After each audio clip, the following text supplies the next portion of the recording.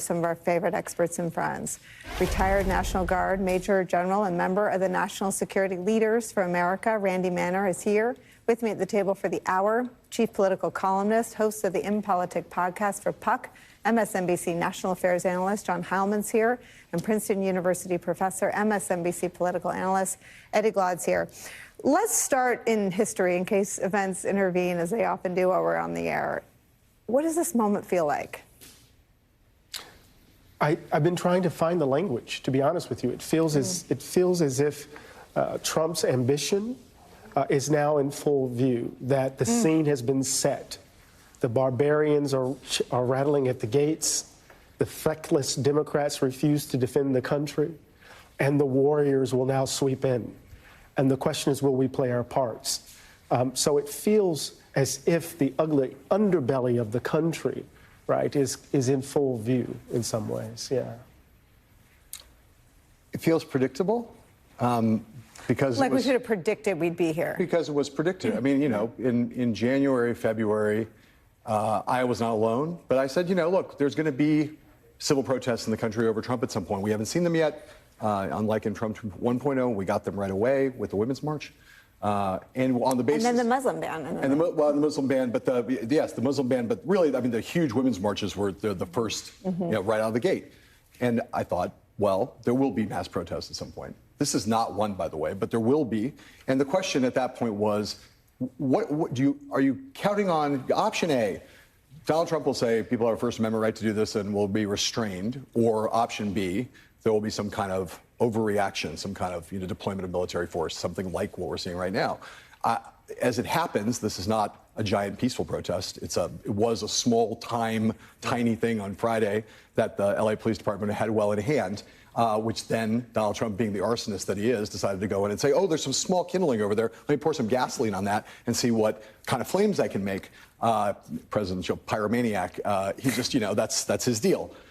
But I think that this reminds me, in addition to being predicted, it reminds me of the moment you cited a second ago, which is the moment, again, totally different in the sense that the George Floyd protests were radically different in tone, substance, content, justification, everything else.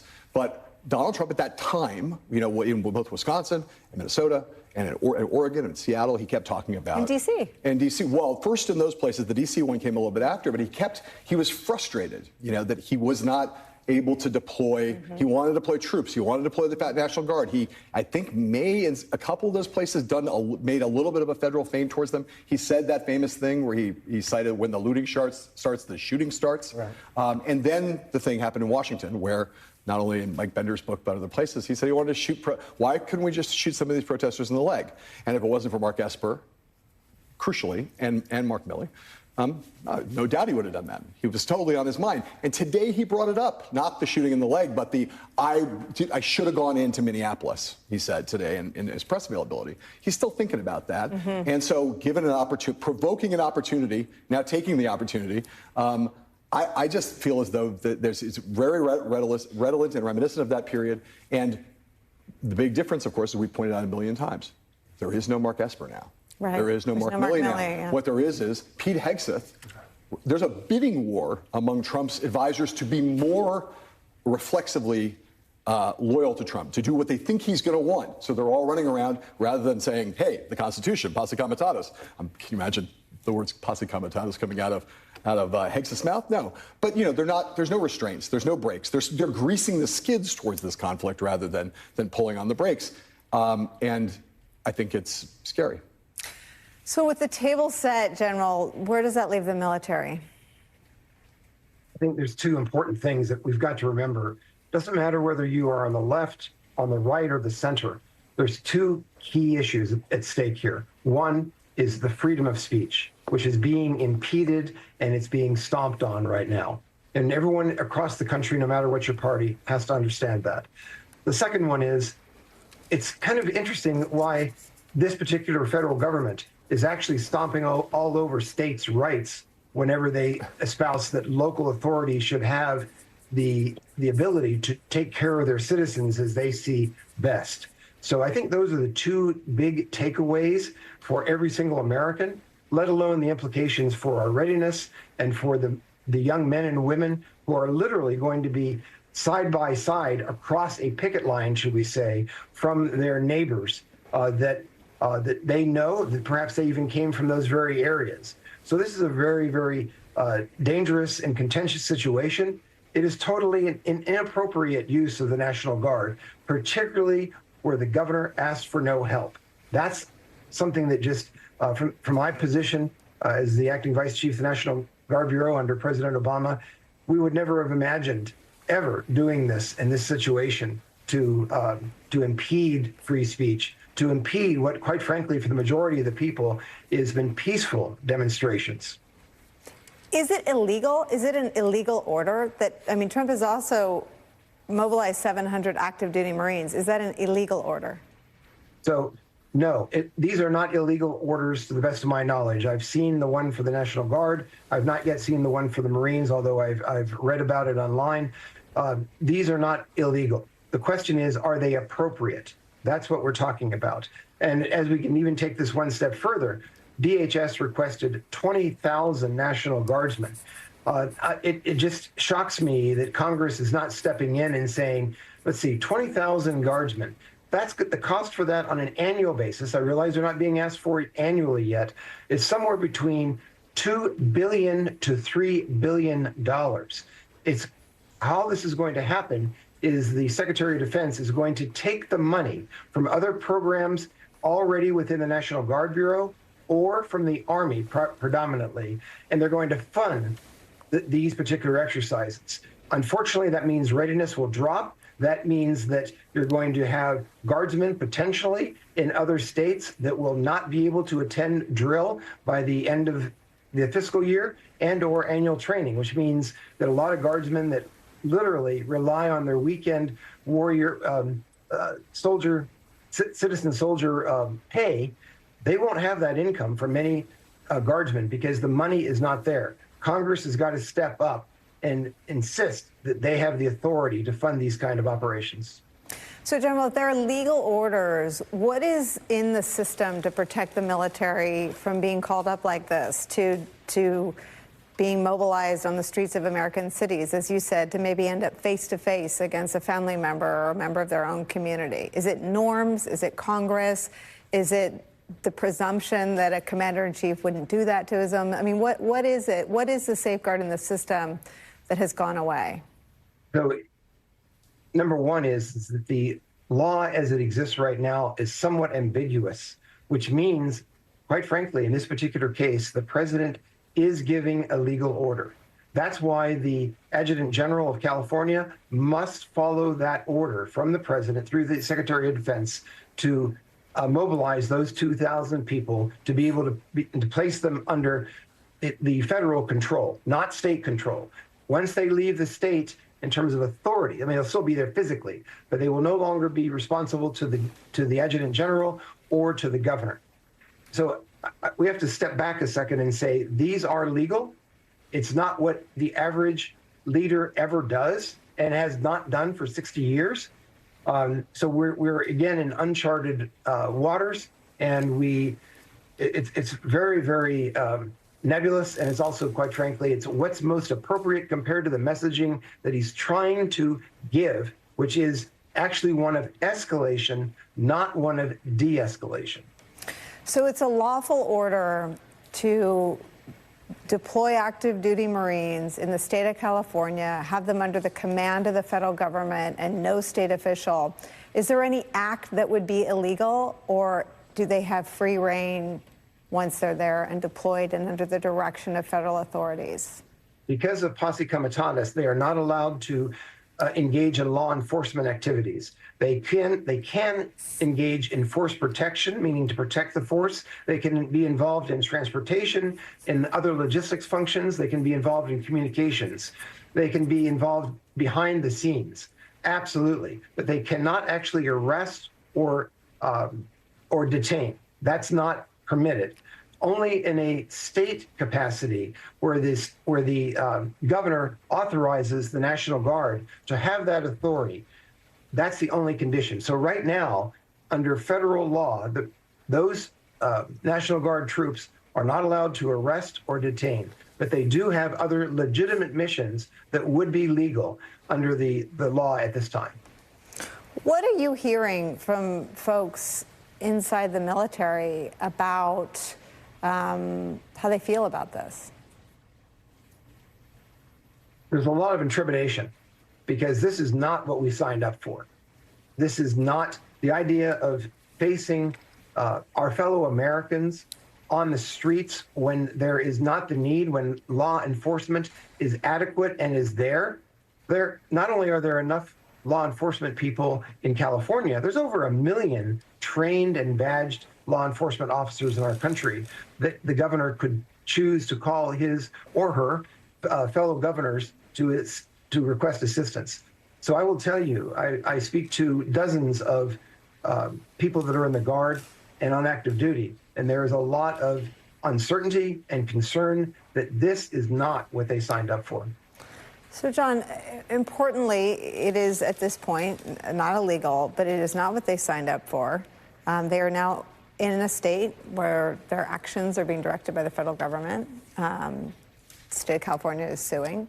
And just at a human level, it's just surreal to imagine a Marine maybe standing off against someone they went to high school with or someone in their own family. Well, right. And to go back when I said this was predictable, there's another element that's predictable, which is, again, and predicted by, I'm sure, multiple people at this table, which is that if this thing unfolded, this kind of thing unfolded, it would be over immigration. And when we talked about the dramatic, sweeping, draconian immigration policies, we thought, well, if they're going to deport that many people, eventually they're going to have to start deploying some kind of federal resources to do that because there aren't enough cops in the country. There aren't enough ICE agents in the country to deport the numbers that Donald Trump was talking about during the campaign. So you thought either he's going to deport a lot fewer people or he's going to need to eventually deploy some federal, whether it's National Guard or whether it's active duty military. And of course, we all said there are going to be many people in the Guard and in the military who are going to look at people who are being asked to put stuff in the back of a truck on potentially illegal ICE orders and say, this is going to be there's going to be a lot of conflict because they're going to see people who are either their literal or metaphorical friends, family members, and neighbors in that situation. It's totally surreal, and I do think that the one element of this that's really important is that this escalation versus de-escalation, because the truth is right now it's asymmetric. Right. The Trump administration has control over its guardsmen, over its Marines if they go. The police they have agency. The governor of California is not controlling what's happening on the streets right now. Mayor Bass is not controlling what's happening on the streets. They can give speeches in which they say, calm down, but there is some combination of people who are legitimate protesters who are having their free speech denied, their rights denied. There are people who are agitating in the streets. There are people who are engaging in violent acts. This is part of the problem of those kinds of some of these spontaneous things and why when you pour gasoline on the spark, why it bursts. Because there are some people who are bad actors out there. And these things have a kinetic quality that is out of control. And it's why things like this Marine can't do the following thing, can't engage in this. Well, those are the rules of engagement. But if things spin out of control, and I will say back in the day of Rodney King, things did spin out of control. And a lot of people were doing things that they didn't think they were going to have to do when they were dealing with a genuine riot, which we still haven't seen in LA. But that's the problem, is that side of the equation is under no one's control. And that's what Trump's counting on. I'm going to bring you back in. I have to sneak in a break first. I'm going to ask all of you to stick around a little bit longer with us, please. Also ahead, Donald Trump and his inner circle are increasingly using the I word in these conversations. We won't do that, but we will explain why they are. I for insurrection. That's what they use to describe what's happening in Southern California. We suspect it is a pretext to perhaps do what Trump wants to do next. It is a legally dubious argument from the Trump administration. Of course, Donald Trump pardoned everyone who took part in the actual insurrection on January 6th, but irony died a sad, quiet death on January 20th, so there's that. We'll have that conversation this hour as well. Deadline White House continues after a quick break. Don't go anywhere today. We're back with Major General Randy Manor, John, and Eddie. Eddie Glaude, you were bursting as we were droning on. No, I'm just thinking about what the country is primed to accept. There is the reality that Donald Trump is breaking every norm. He's extending the scope of executive power. We know that what he's doing is a spectacle for his base. All the talk of the fallout between him and Elon Musk, all the talk about the bad version of the big, beautiful bill, all the talk about the grift in the administration is now gone. So the people who were clamoring... I led with it. It's not gone. It's not gone, but what I'm saying, though, is that is it the case that because this is happening, the cracks that we were noting last week and the week before, will that disappear now that folk have their red meat? Now that they're going to see the spectacle of quote-unquote L.A. on fire, which it's not, right? What will happen? Will he activate the ugliness that got him in office in the first place? Will folk now declare why they love him? Because we know that he's always good on the immigration question. And then the second thing, this reminds me historically of it's not a clear analogy, but when the nation, when these political factions divided the nation in between slaveholders and slave catchers, when they made everybody with the fugitive slave law, all of us had to, if someone escaped, all of us had to return that particular piece of property to these folk. With ICE running around L.A., forcing people to make choices. Will they protect their friends, their neighbors, their family members? Will they confront these folk and they're terrorized? You see people crying, you see babies crying, and these people come in here and do this shit? And what are they supposed to do? And then you just add the police into that? We know that the country's about to pop. So I'm sitting here trying to figure out, excuse the cuss word, I'm sitting here trying to figure out, right, what will the country stomach? Are they going to allow this man to do this? And the answer that I keep coming to is yes. Say more. I don't know what else to say. How can I, here's the thing. Donald Trump, as a political charlatan of sorts, gives Americans license to be who they really are. They don't have to pretend. And when you see what they really are, who they really are, these people who support him, right? It's dark. I guess my hope would be that, you know, the people he's deporting, 9, 12, and 15% of all Americans support the deportation of men and women who've been here a long time, men and women who've had their children here, and men and women who have jobs. 9, 12, 15. Right. 87% of Americans support deporting adjudicated violent criminals. This is not who he's picking up. Right. Right, but he's still picking them up. He's still, I mean, I think, I've been in Paris, I've been in France for the last week. And I had this interesting conversation with this guy. He said, he's an older guy. And he says, when I was young, all that I ever wanted to do was to come to this country, to come to America. Everything about America was the place that I dreamed. Now my children don't want to have anything to do with that place, right? So there's that reality. Then I fly back in last night, and I'm hearing and I'm watching this in Charles de Gaulle before I get on the plane, and I get back here, and I'm just wondering over and over again, right, what have we become? Because you can cite those numbers, but the world that we inhabit is that Tom Heilman and others are terrorizing our communities, right? And it's happening, even though those numbers say that a lot of people disagree. I think it's a big, complicated country, and I'm with you, brother, that there are way too many people for whom that's okay. And we'll are fine with it. We applaud it. I think it's a good thing. I'm from California, so I've had people my whole life like, a lot of the country hates California. They don't even think California is part of America. They look at that and they don't think it's really in their community. They don't think it's in their neighborhood. So they see what's going on there. They think, you know, they see a picture of a guy in a mask with a Molotov cocktail, or they're lighting a fire and applauding, cheer, whatever, and they think nuts in California. Trump's doing what he needs to do, and that's circumstantial. They wouldn't feel that way if he was in Dallas or if he was in wherever their hometown is. There's, to your point, Nicole, I think there are tens of millions of people who are outraged by what's happening. There are tens of millions of people who are not outraged. That's a troubling thing if you're of your cast of mind and my cast of mind, Nicole's. But I think one of the things that part of the reason why Trump is able to do these things is because they are these, we say, Tom Heilman, there's all these isolated things we could point to that are terrible.